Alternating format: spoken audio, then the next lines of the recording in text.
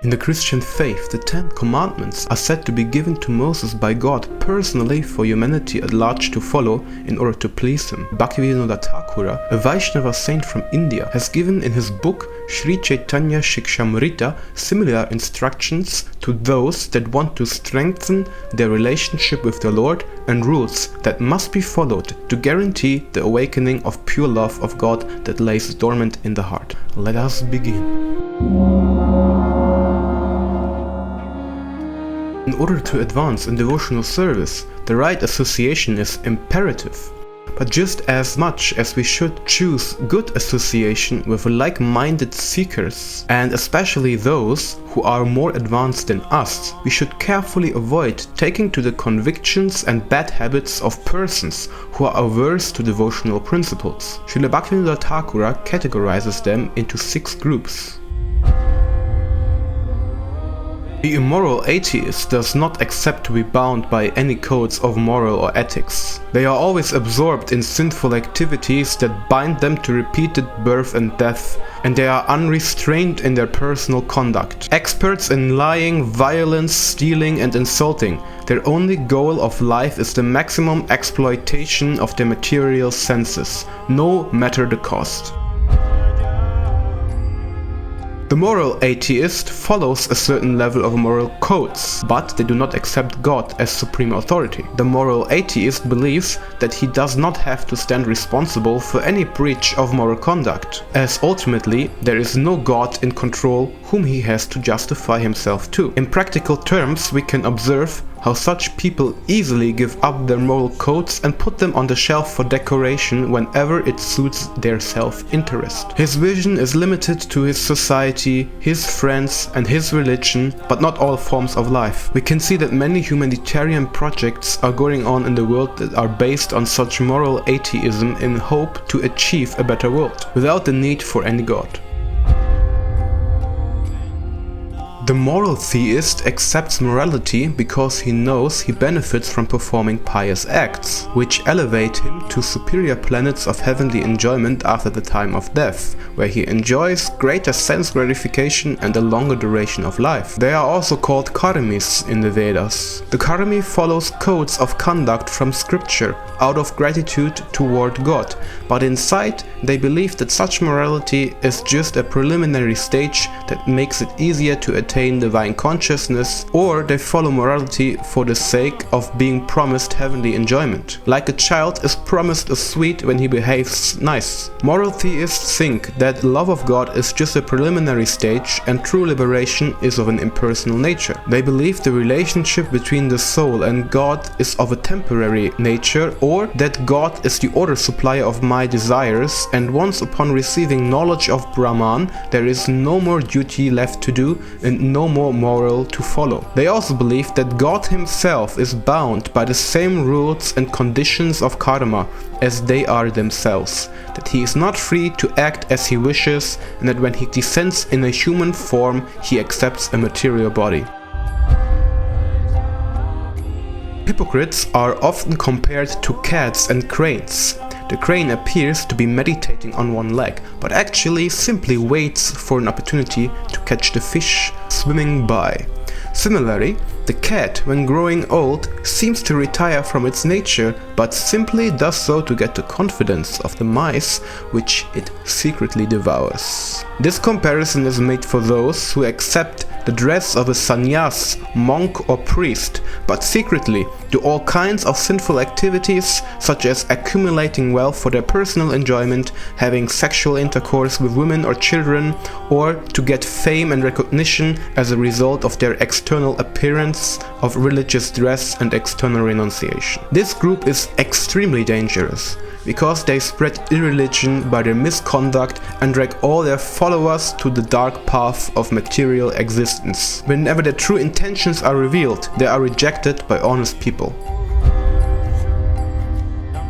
This group accepts the path of sadhana bhakti as a means to purify one's heart, but they believe that once the truth is revealed, the living entity will give up this conception of being an eternal servant of God, and the ego is destroyed. By merging into nirvana, one has attained a state of non-differentiated spiritual existence as the one supreme consciousness, or in other words, one has become God. Shri Chaitanya Mahaprabhu has completely rejected this conception and warns all his devoted followers that association with persons attached to this philosophy will completely destroy the creeper of devotion at its roots. Impersonalism is considered by Vaishnavas to be spiritual suicide.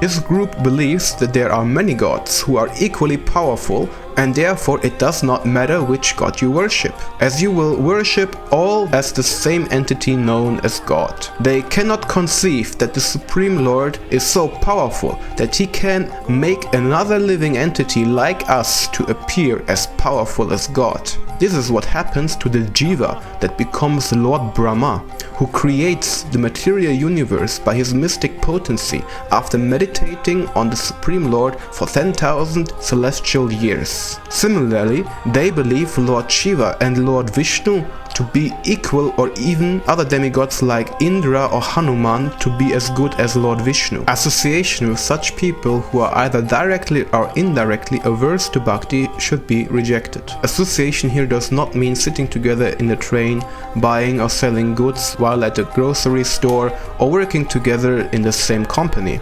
Association means to have loving and intimate dealings with each other and to value each other's conceptions. Such loving exchange should happen with like-minded persons who have accepted a similar desire to cultivate pure devotional service. We may have relations of 5 types: disciples, companions, servants, friends and relatives. Dealing with disciples improperly means that one should not enter an intimate relationship with an unworthy disciple. If someone is a qualified teacher, he should accept disciples. However, one is strictly prohibited to accept unworthy disciples that will not follow the orders of the spiritual master and drag down both the so-called disciple and unqualified guru to a hellish path. One becomes a qualified teacher if he is able to control the urge to speak, the mind's demands, the actions of anger, as well as the urges of the tongue, belly and genitals. Before one becomes engaged in an intimate relationship with anyone, a person desiring to attain bhakti should examine how that person stands towards loving service to God. If he or she is favorable, companionship in the form of marriage can be mutually beneficial. The desire for companionship is very strong. If you look at the Vedic scriptures, you will find that all the demigods are having consorts that remain their spouses their entire lifespan. In Vaikuntha also, the residents are said to live eternally with beautiful spouses, so the desire for such companionship is quite natural. However, with discrimination, one should consider what is favorable and what is not. Marriage is a bond for life, given as a religious principle. Therefore, one must be prepared to honor the vows one has given when accepting another as consort. At the time of marriage, one stands before many witnesses, and the Lord personally sanctions the marriage when the ceremony is done by a qualified and pure priest. Divorce is not an option in the standards of the demigods and devotees, so one must be very sure to marry a suitable person. If such a person is not available or willing, one should depend on the Lord and be patient, or skip the Grihastha ashram entirely. To renounce the desire for material sex life is very good for spiritual advancement in any way, but there is no objection if 2 suitable candidates unite in marriage to live peacefully as Grihasthas. Usually devotees consider themselves the servant of the servant, but on some occasions there might be a need for the assistance of a servant or employee. Sometimes also rich businessmen come to us, and we do not advise them to stop their activities immediately, but rather to employ both money and manpower to carry out the Lord's will. If there is good profit in the business, there is no objection. It is very good for rich businessmen to engage their wealth for big temples and festivals in honor of the Lord, in order to spread the Sankirtan mission. However, they should remember that ultimately all resources belong to God. Similarly, they should treat employees, which is just another word for a paid servant, with honor and fair compensation for their service and not exploit them as cheap slaves. Similar to companions, we desire to have happy relationships with family and friends, but we also must be careful to discriminate. In the Bhagavad Purana we find the narration of Sati, who due to affection for her father Daksha suffered greatly when Daksha offended Sati's husband Lord Shiva. Due to the effects of the offense, she refused to have been born from the semen of Daksha and therefore wanted to destroy her own body by committing suicide, burning herself alive in deep meditation. From this we can learn that relatives that offend the husband or the wife and criticize them unjustified are a very great disturbance. We should therefore, wherever we can, reject such so-called fathers and relatives that burn us with anger when they offend those dear to the Lord and us. Of course, we cannot choose our relatives, but we can surely choose our friends. Therefore, the main principle here is to learn which association we can accept that will help us on the spiritual path. This subject connects good with what we have just discussed, because this is especially important for ambitious devotees. Our mission requires resources.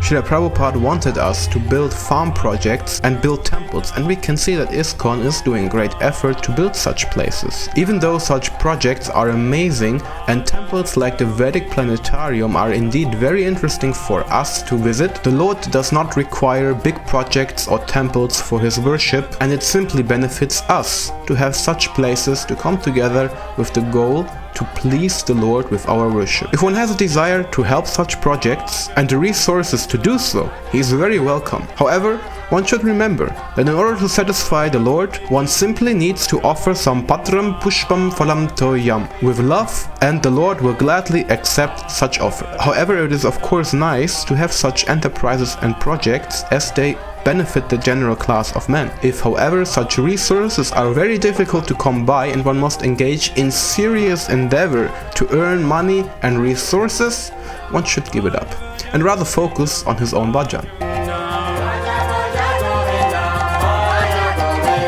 Too much effort for material things is an obstacle for devotional life, as it is explained in the Nectar of Instruction.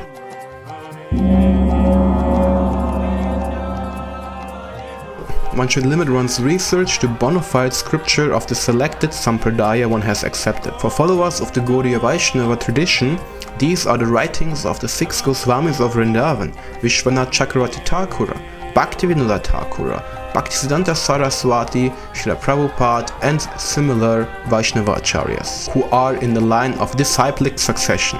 It is advised for the neophyte to not prematurely stick his nose into too many scriptures at once without understanding the actual purports of them first. If one becomes a puffed up false scholar, he does not do himself a favor. One should be careful to read too many scriptures without proper guidance by a qualified spiritual master. But that does not mean to discourage research. Rather, we should make sure that we understand the texts correctly without giving our own speculation and misconceptions to it. And we must accept that God, although full of logic and science, is inconceivable to even great persons and Ishwaras like Lord Shiva and Indra. It is therefore extremely important to follow bona fide teachers in the line of disciplic succession and honor their explanations as they have realized the absolute truth personally and make it accessible to us. Nobody likes miserly persons. The only one who benefits from being a miser is the miser himself by withholding resources and affection. They are called kripanas. Being miserly comes in 3 forms. Being miserly in one's behavior means that in relationships that should have intimacy and affection, one refuses to give them. This is an offense. We can see this directly demonstrated when the great sage Bhrigu Muni approached Lord Shiva, and as Lord Shiva and Bhrigu Muni were intimately related by their birth as brothers, when Bhrigu wanted to demonstrate which personality of the universe is the greatest, he purposefully refused to embrace Lord Shiva, insulting him, and neglected him as a brother. Lord Shiva, even though the greatest Vaishnava, became very angry because of this neglect and even wanted to kill Bhrigu for this offense. Of course, Bhrigu Muni simply wanted to establish that Lord Vishnu is even superior to Lord Shiva, because when he went to him next, he behaved even more offensive by purposefully stepping on the chest of Lord Vishnu with his foot. Lord Vishnu, being completely tranquil and peaceful, apologized to Bhrigu that his chest might have been hard and may have caused some pain on the lotus feet of that sage. In this pastime we can see that generally we are offended if people we consider close suddenly behave in a way to not respond with our affection. Therefore, in general, we should practice tolerance and forgiveness with others' misbehavior, while always being willing and ready to correct our own mistakes and beg for forgiveness. Trinara pisunichina tarora pisahishna amanina manadena kirtaniya sadahari. This verse is supposed to be worn by all Vaishnavas around their neck like a costly gem. Never forgetting this mentality. We should practice to be generous, kind and considerate toward others, especially those close to us. The first understanding when accepting the philosophy of Krishna consciousness is that we are not the owners of anything. All wealth and creations are rightfully God's property. Therefore it must be engaged for His pleasure, otherwise one will become guilty of misusing the blessings one has attained. And this will bind him to the actions of his activities and therefore repeated birth and death. Some people are living in poverty, and it is right for Vaishnavas to offer those afflicted by cold with warm clothing, those who are starving with food, and those in need of medicine with medical treatment. These things are generally pious deeds which even purify the great souls. Therefore, if one is blessed with wealth, one should share some of his earnings for general good purposes in society and for propagating the message of love of God. This is like the offering of a son who gets some money from the father to use as he pleases. The son, out of love, buys a gift or with his own intelligence and skills buys materials to craft something to offer in love to his father. Of course, the father is not expecting that his son spends the money he has given to him in return by offering him a gift, but naturally he becomes very pleased. If someone is capable of work but refuses to do so out of laziness, he is guilty of the fault of sloth. In the Bible, sloth is also mentioned as one of the 7 deadly sins. In general, everyone is responsible to carry the weight of his own existence. One should not refuse hard labor in connection to service to God because one does not like to sweat.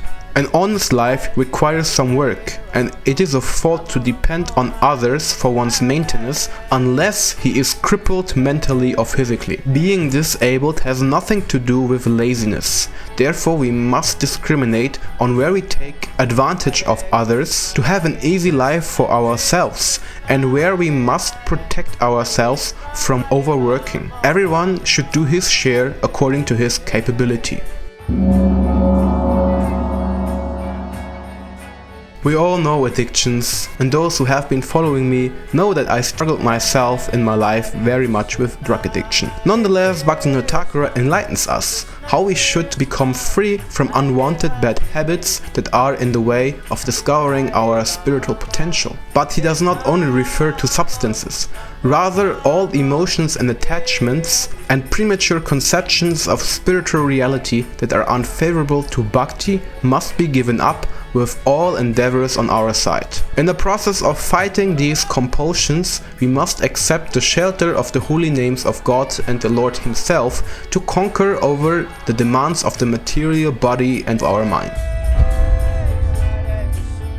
Grief when a relative or friend dies is natural, but it should not end in depression. Arjuna became depressed on the battlefield of Kurukshetra because of the imminent death of his friends, relatives and teachers. However, by the advice and help of his friend Krishna, he overcame his grief and understood he has to do what is right and was ready to fight for Krishna's sake. In the same way, we may become overwhelmed by material grief, but with knowledge of the soul, we should understand that no living being truly dies, but simply transfers into another body. Therefore, why do we grieve? Those whose bodies have become useless and burned to ashes or buried in the earth simply travel to another destination.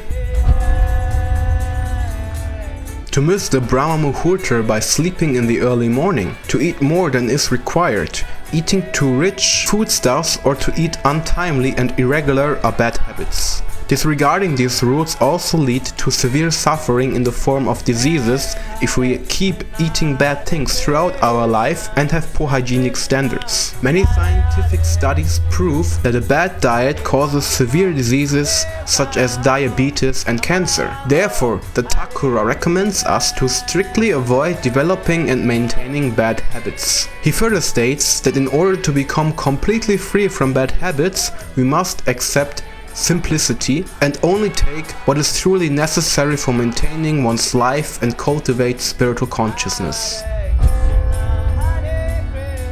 If you have been following my channel a bit, you know that I struggle with this for quite a few years. If we simply observe the effects of people who are severely addicted to intoxication, we can clearly conclude that this is unnecessary and dangerous even for common men. Addictions can quickly turn into literal death, so we must be careful to avoid substances as alcohol, cigarettes and even coffee. You know how some people are? It's 7 o'clock in the morning, where is my coffee? And this is the harmless version.